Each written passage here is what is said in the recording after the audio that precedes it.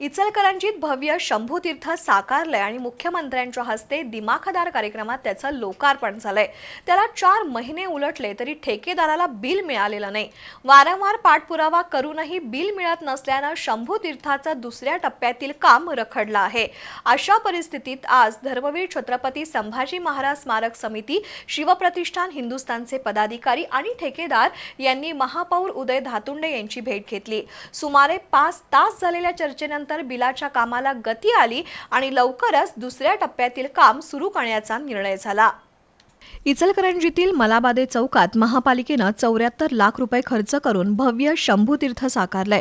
15 डिसेंबर रोजी मुख्यमंत्री देवेंद्र फडणवीस यांच्या हस्ते या शंभूतीर्थाचा दिमाखदार लोकार्पण सोहळा झाला। पण 4 महिने उलटले तरी महिला ठेकेदाराला आपल्या बिलासाठी इचलकरंजी महापालिकेत हेलपाटे मारावे लागत आहेत।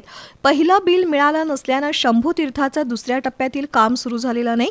अशा परिस्थितीत धर्मवीर छत्रपती संभाजी महाराज स्मारक समिती, शिवप्रतिष्ठान हिंदुस्थानचे पदाधिकारी आणि संबंधित ठेकेदार महिला यांनी आज महापौर उदय धातुंडे यांची भेट घेतली। यावेळी प्रसाद जाधव, मंगेश मस्कर, संतोष सावंत, सतीश घोरपडे उपस्थित होते। काम पूर्ण झाल्यानंतरही महापालिकेचे अधिकारी बिलं का देत नाहीत, अधिकाऱ्यांचा त्यामध्ये काही इंटरेस्ट असतो का, अशा प्रश्नांचा भडीमार केला। अखेर महापौर धातुंडे यांनी स्वतः बांधकाम विभागात जाऊन बिलाबद्दल माहिती घेतली। त्यानंतर बिल देण्याच्या कामाला गती आली आणि लवकरच दुसऱ्या टप्प्यातील काम सुरू करण्याचा निर्णय झाला।